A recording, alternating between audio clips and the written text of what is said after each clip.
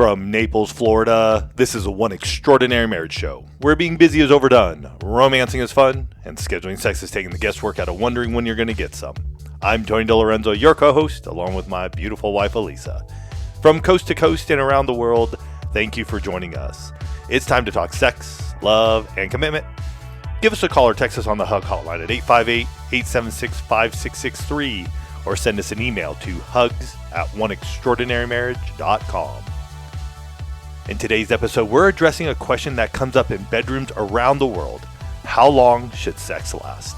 And there's an anonymous quote that says, "The goal isn't to last forever or finish quickly.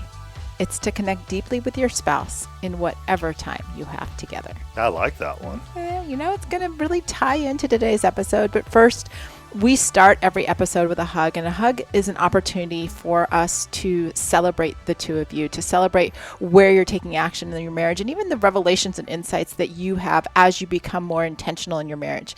And this hug comes from a comment that was made in the One Family Facebook group in regard to the recent episode on the masks we wear. This person says, "I was able to listen to the episode this morning.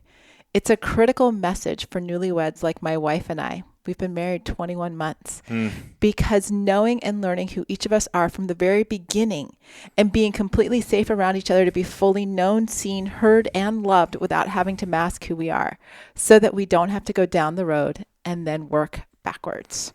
I love it. Yeah. I mean, heck, for those of you who are newlyweds, that is a episode to listen to because as this listener has shared, like starting out, man, it's so much easier than when you're 10, 15, 20 years down the road and you're in a stage of where Elisa and I are and others where we're like, man, we got to take these off because we put them on early on in our marriage. So I love that one. Absolutely. And, as Tony said at the top of this episode, we're talking about this question, how long should sex last? And it's a question that, it doesn't matter if you've been married 6 months or 60 years, there's a good chance that at some point in time in your marriage, one or both of you has probably wondered that question, like, how long should this go on? And It's interesting, you put the 6 months to 60 years because in my mind, we got married young. So 23 and 22. So 6 months in, that's a different definition or a different time than 28, almost 29 years in and at 52 and 51. Right. Because, and it changes. There are so many different things that can impact sexual duration over the life of a marriage, because maybe you're in a season where one of you is finishing quickly and that feels uncomfortable or embarrassing, or on the opposite spectrum, one of you, it just seems like it takes you forever to get there. And that's causing some feelings, a lot of different emotions there. And let me say, this can happen for both husbands and wives. There can be quick to orgasm or long to orgasm for both men and women. This is not just like, we're talking about the men here or we're talking about the women here. And so I just wanted to put that in at the very, very top of this episode, that this isn't just directed towards one sex or the other. Oh, absolutely. And again, over our 28 years of marriage, almost 29, there have been times when I've been quick, I've been slow. There have been times for you where you've been quick and you've been slow. And so navigating that and even in our own minds, like, how long should sex be lasting right now? And what does that look like for you and I and maybe for others in the one family? Absolutely. And there was a research that was published in the Journal of Sexual Medicine that said the average duration of penetrative intercourse is about 5.4 minutes. And researchers consider 3 to 7 minutes adequate and 7 to 13 minutes desirable. But I hope that you heard that one little tiny phrase that was purposely placed in the research. Penetrative intercourse. That's not the entire sexual experience, you guys, because we can get so focused on what happens. And I'm just going to straight up, we talk biology on the One Extraordinary Marriage show. Once the penis is inserted into the vagina versus what is the entire experience that a couple has, and how do you stay close and connected in that? Do you feel the satisfaction, the connection, and fulfillment of that experience? Because you can feel like incredibly fulfilled in a 5-minute quickie when the two of you are like, hey, we know what we're doing and this is what's going on. Or you could feel totally disconnected on the opposite end of the spectrum where it's like a 30-minute encounter and you're like, what the heck just happened there? Yeah. And as we have defined in the 6 Pillars of Intimacy, The Secret to an Extraordinary Marriage, if you haven't picked up the book, make sure you do, 6pillarsofintimacy.com.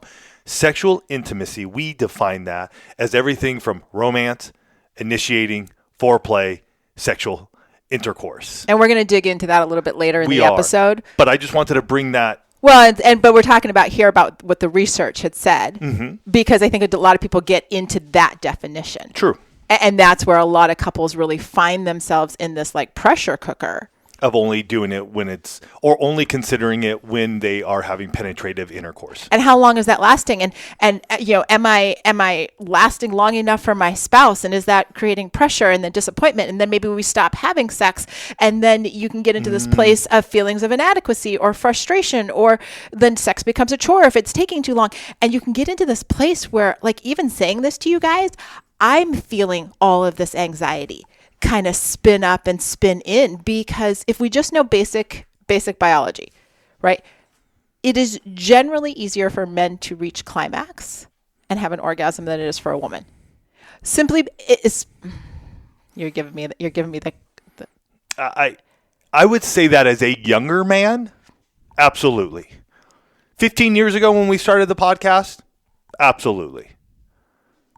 Wouldn't blink an eye on that statement. 15 years later, 52-year-old man. I'd have to actually, like, to your point, I'd have to actually dig into the research to see the age breakdowns based on the statements that a lot of researchers will make around that. Correct. I would have to dig into that a little more. So that's correct. And we'd also have to look at factors of stress, anxiety. I mean, there are multiple factors now, fitness levels. I think we've talked about it because of the penis book, just talking about fitness and health. And so I understand what you're saying. It just makes me sort of go, let me take a pause on that, because yes, but I think right now, and I'm going to just say this for us, I think at this point in time, I think you tend to actually climax an orgasm faster than I do at times. I would not disagree with that statement. I think there are actually even times when we are having sex that you're like, Tony, get this over with. I would also not disagree with that statement. Okay. So that's what I'm saying, yeah. where I understand, like, that's the way, I think that's a typical way to think, and yet that's not. Well, and it's interesting that you even bring that up, because I think back to our early days when I wasn't orgasming regularly, and I had this is my point here in the story. Back then, I would have that, oh my gosh, well, you've just finished already, because, like, I'm not getting anything out of this, and this is just going on and on and on. And I think part of it was because I was, like, unresponsive. I was kind of like you wanted me to finish quicker. Yeah, because yes. I was like, I'm not getting anything, and right. it wasn't that you weren't giving anything. It was that we did not know enough about orgasms and arousal and any of that. So there's no blame there, but I'm just saying that was where my psychology was then. And it's true. I don't know if it's the menopause hormone therapy. I don't know if it is this whole idea of women coming into their sexual prime. I do know that it is easier for me now.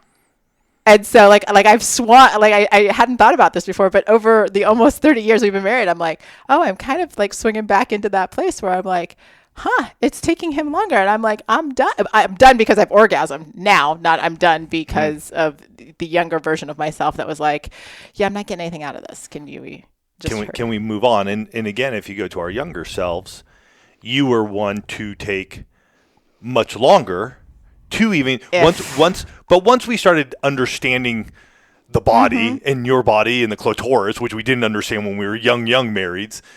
Once we got to that point, even then it would take you much longer, and I was quicker. And so, Anyway, that's I think that could be a whole nother episode. Let's keep moving on. It is interesting though to see that, because timing has played a role in our almost 30 years of marriage, and it can get into this place too, where if you look at some of the other research, that there's a connection between that anxiety around performance and too long, too short, and all of this kind of stuff, and impact on the relationship. It causes distress in the relationship. It can create lower sexual satisfaction, but then you get into this weird space where there's this interesting feedback loop where the anxiety can create the timing problems, which creates more anxiety, which can create more timing problems. So you've got to be looking really taking some time to go, hey, is this happening in our marriage? Because when you feel this performance pressure to either last longer or finish faster,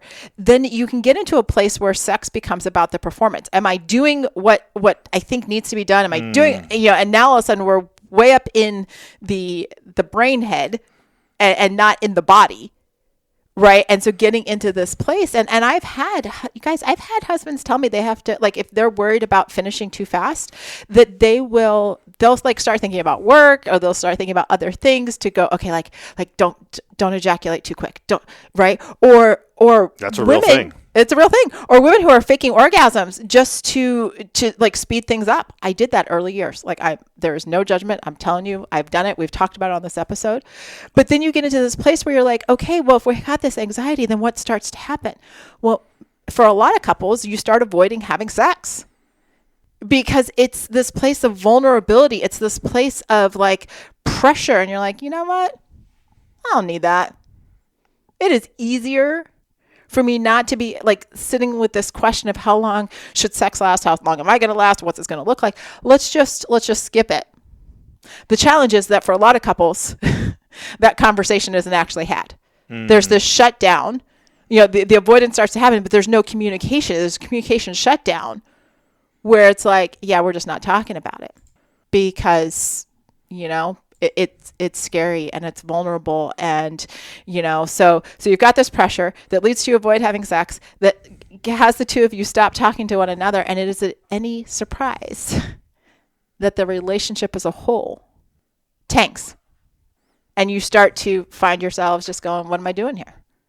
Right. And it all comes back to are we so wrapped up in this question that we can't be in a place of saying, hey, you know what? Just kind of like this newlywed couple that was the hug today, that we can have those conversations. We can take off the mask and we can say, hey, this is happening with my body in this point in time. This is what I think I'm seeing in you. Tony, just hey, are there some times now when you're like, Tony, finish? And straight up honesty on this show. Why are you smirking at me? No, because there's some tells. We all have tells. And I'm so glad you said that, because a lot of you think that you're so smooth that your spouse can't tell. How do I know? We both have done it. Your spouse knows. Yeah, absolutely. Your spouse knows, especially if you've been together more than 6 months or a length of time. Your spouse knows what your tells are. Mm-hmm. And that's where, that communication shutdown or not having the conversations. I mean, guys, this is why we do some of these episodes, because it's conversations that Tony and I are having ourselves, or that we need to have, and we just happen to do it and let you guys, listen in. Right. But it's this idea of, are we in this place right now, or your marriage, where this timing anxiety, what's happening sexually between the two of us, too fast, too slow, is it impacting our marriage? And if so, let's address it as a team, not just get so far up into our heads that we're like, oh, I just got to shoulder this myself, because you can't. And we're going to talk about how to address these timing pressures after this break. There's something magical about summer entertaining, right? Having your friends over when the weather's perfect, everyone gathered around, getting to catch up and relax. But getting your outdoor space ready can feel overwhelming. That's where Wayfair comes in. Whether you're throwing a cookout or hosting a pool party, they've got everything you need in one place. Patio furniture, grills, lawn games, string lights, everything to make your backyard the place everyone wants to be. I've been eyeing these fabulous pool loungers on their site, the kind that are perfect for the Baja Shelf, where you can actually lounge in the pool and just soak up the sun while everyone's hanging out. It's the exact vibe that I'm going for this summer. And free shipping on the big stuff. No crazy delivery fees when you're buying patio sets or those bigger outdoor pieces. Plus, everything arrives fast. It's perfect when you're planning those last-minute get-togethers. Shop outdoor furniture, grills, lawn games, and way more for way less. Head to wayfair.com right now to explore a huge outdoor selection. That's WAYFAIR.com. Wayfair. Every style, every home. This episode of the One Extraordinary Marriage Show is brought to you by Alloy Women's Health. Aging can be hard for women. Problems sleeping, hot flashes, brain fog, weight gain, and decreased libido can hit us pretty hard. I'm in the menopause journey myself and have dealt with symptoms like hot flashes and insomnia. I've used Alloy for about 4 months now and love how easy it is to discuss symptoms and side effects with my doctor and get prescriptions delivered right to my door. Alloy can help you to thrive during menopause and midlife, offering unlimited access to doctors and experts with safe, science-backed treatments for your hormonal symptoms, as well as skin, hair, and sexual wellness treatments. I cannot recommend Alloy enough. Join the 95% of women who tried Alloy and saw relief in the first 2 weeks. Head to myalloy.com/OEM and tell them all about your symptoms, and you'll get a fully customized treatment plan. And you'll get $20 off your first order today. Head to myalloy.com/OEM and enter code OEM to get $20 off your first order. We're back, and we're having this really good discussion on these timing pressures, time anxiety, whatever you want to call it. And now we actually like let's talk about shifting the focus back to the connection, getting off the clock, literally and figuratively. Let's get away from the actual length of time and bring it back into how are we connecting as a couple. Now, I want to say something real quick here. There was a point in time, and this has been mentioned on the podcast at points in times, that I would actually, and I love what Elisa said, like, let's get off of the clock, figuratively and literally. Like, there was a point in time in our marriage, and I don't know why this happened or why it began or anything of that nature, but I had this propensity to, as we were about to start foreplay, just look at the clock. So, all right, it's Tony's the numbers guy. This is actually not surprising. 8:55. You know what I mean? And I just glance at it, not really thinking much of it, but honestly, I would look at it, and then when we were done, I would just look at it. And it wasn't something that I put down on a spreadsheet. It wasn't like, We're all our spreadsheet folks. Yeah, it wasn't like, January 2nd, 13 minutes, or, February 1st, 5 minutes. It wasn't that. It was just this weird, and for myself, just this weird way of just sort of like giving, like, it was putting us, myself and even Elisa, unbeknownst to her, of like gauging our sexual intimacy. Like, is it lasting long enough? Like, in terms of duration meant better. Now, it would have been interesting had I done a spreadsheet to actually see if the duration meant it was just quantity or was there actual quality? Because that would be a better factor to look at than, wow, we went for 30 minutes, but we were disconnected throughout our sexual experience, but instead we did 7 minutes, and it was quality of us connecting in a true fashion of that closeness and connection as we talk about. Well, and that really drills down to a big core aspect of this is, are you looking at the duration or are you looking at the satisfaction? Mm-hmm. Right? And preparing for this episode, I did have flashbacks to the clock time. Mm-hmm. And, I mean, even that, like, if you're paying attention to the clock, are you paying attention to me? Right? Because it's just that little something that breaks your concentration, that pulls you out. And it's, how can the two of you be fully present when you're being sexually intimate? Are you communicating what feels good? Are you being in this place where, you're choosing not to go through the motions because you're more focused on the satisfaction, right? That's a big part of this because we can easily get caught up in numbers. Too long, too short. What the heck does that mean? Right? Then, like Tony mentioned earlier in the episode, right? What's your definition of a sexual encounter, right? Does it only count if it's penetrative intercourse? Like, is that, and are you solely focused on, is it 3.5 minutes or 13 minutes or whatever in that window? Or like he said, are you going to go back to, the chapter in 6 Pillars of Intimacy where you're going to read the chapter on sexual intimacy and say, hey, how do we expand this? Like, what's our definition as husband and wife? Not anybody else, but you and me, honey. Like what counts? What counts for us? Mm-hmm. What is foreplay for us? What is, flirting? What's initiate? Like, what is it? Because you may actually find that your sexual encounters are way the heck longer than you expected when you look at how you actually define it. And that's a big thing. And again, for myself, and I'll throw myself under the bus, it was only looking at that point of foreplay and sexual intercourse. Well, I would even guess too that if you were looking at it was probably more intercourse.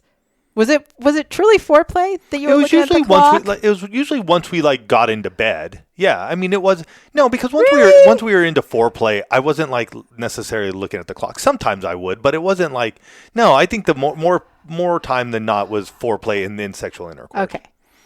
I mean, obviously, if we're doing a quickie, I mean, how do you not look at Right. it and go, okay, well, it's 8:55 and we finish at 8:58. I mean, it's like we knew we were going to do a Sure. quickie. Go grab some Uber Lube. Let's go. Let's make this thing happen and move on. Yeah. Like, you know what I'm saying? So I think for myself, it was more of a foreplay and intercourse. Okay.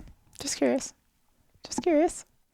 I don't know. I haven't looked at it in a very, very long time, personally. Maybe. You made some comment of it recently, and I was like, I have not looked at our clock or my clock in a long time. But I think that part of it, too, has been the conversations you and I have had. Even over these last few weeks, we've had a lot of awesome conversations, that have allowed us, not just in our sexual intimacy, but in other areas of our marriage as well, that have allowed for us to get deeper and closer and connected to one another, that has allowed our sexual intimacy, I feel like right now, to flourish. Mm-hmm. Well, and I think that's another great point is what are the conversations that you're having around timing?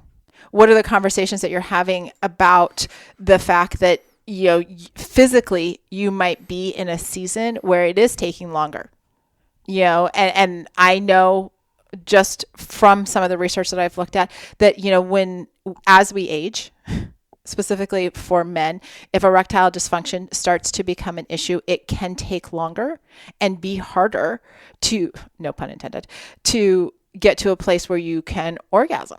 Oh, absolutely. Well, when you go flaccid, it's hard. Like it's not gonna happen. You're flaccid, and right? And so you're struggling with that. It becomes a mental thing. It definitely does. With all of the hormone therapy that we have chosen to be on, and others as well, you can get to a place where your hormones are actually operating at a more optimum level, and so you can actually orgasm faster.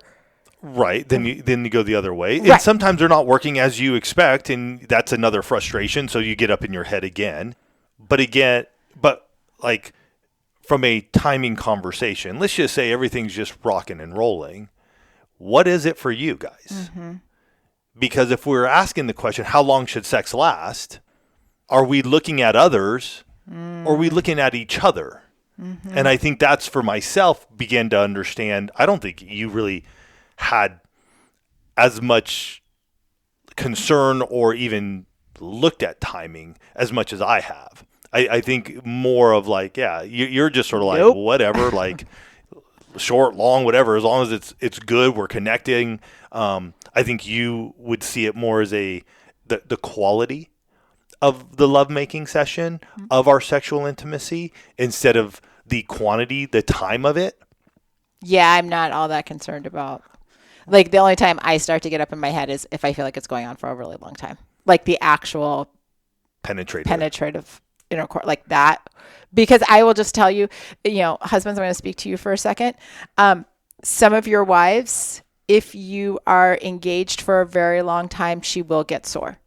And the natural lubrication will dry up. So it's something to be aware of if you are in her for a very long time. I will just leave I would say it's different for each person. Would you not?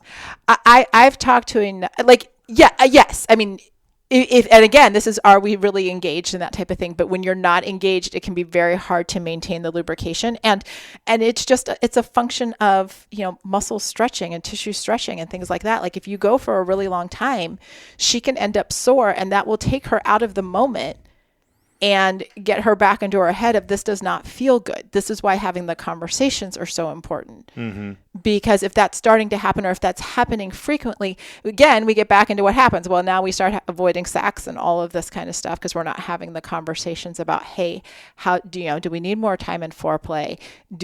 What does this look like for us? And I was just going to bring that up too, for myself, and I'm going to just share this with you husbands. When I was getting to a point where I felt like this was happening, right? Like it was taking me longer to ejaculate. I had to have the conversation with Elisa that foreplay actually mattered a lot more. Like the buildup and the time we spent in foreplay, when we look at like how long should sex last, and for us, it's really is around that foreplay into penetrative intercourse. I'm like, we need to be spending 75, 80% in foreplay. Because if I am riled up, if I'm excited, then when it comes to the penetrative side of it, I've already like had a fun time. We've already had an amazing time. She's had an orgasm. We've done all this stuff. And so we come into that point of penetrative, which doesn't last, I would say 7 minutes, like maybe sometimes, but more times than not, it's going to be in that 3 to 7 minutes on that. But we've had such an amazing time together during foreplay. The ejaculation happens a lot quicker. If the foreplay is short, then the penetrative lasts longer, and then she starts checking out. And so there's just this game, and it's not a game in a game. It's not a bad way when I say a game, but it's a way that we are working with one another. Well, there's a tension, like a positive tension to it. How are we communicating? How are we engaging? Mm-hmm. What does this look like for our marriage? Right? Because there are going to be times when you're like, hey, a quickie is good. Right? Like we've got, like Tony said, we got 3 minutes before we got to go do something. Let's see if we can make it happen. Right. And other times when you're going to be like, I want that connection time with you. I want us to be engaged in something that only we do together, right? This is the one pillar of intimacy, and we come back to this all the time. This is the one pillar of intimacy that you're not doing with anybody else. Mm-hmm. So having the communication around this, learning to talk about this, addressing, again, like we've kind of had this theme of tender topics, addressing this tender topic, mm-hmm. right, of what timing is looking like right now.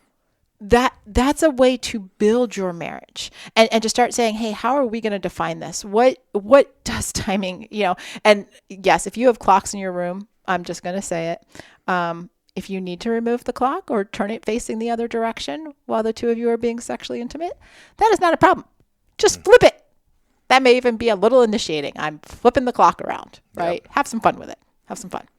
Yeah. When we look at this topic and we sort of went all over the place. I want to say that. It was good conversation. It's good like conversation the old days. because when I think about how long it should last, we mentioned from young marriage to where we are today, different things happen. Medical things can happen. Stress can happen. Job changes can happen. Our own internal bodies are changing. There's so many things. So at the end of the day, this is a question that gets asked a lot. How long should it last? And I think the answer is, it's up to the two of you. 100%. I don't care what anybody says. I don't care what 100%. I don't care what the studies say. I don't care what my friends down the street are saying or whatever it may be. What matters is, are the two of you close and connected in the duration of your sexual intimacy? Be it initiating, romance, foreplay, penetrative, or is it foreplay, penetrative? I think the conversation needs to be, what does it look like for us? Because one of you may be thinking about like, is it long enough? Is it not? Is it this? Is it that? Why don't we just have the discussion together and start to see that it can ebb and flow? Because as you heard Elisa and I say, it could be a 3-minute quickie and we're satisfied. And some of you may be rolling your eyes going like, I can't believe that. But then we could also come to the other side of it and go, we just had a 30-minute encounter that was just absolutely amazing for us. And other of you may be rolling your eyes going, I can't believe you'd go 30 minutes. So as you can see, we're all in different places when it comes to how long sex should last. You guys have yourselves a fantastic week. Enjoy it. We'll catch you next week. Love you guys.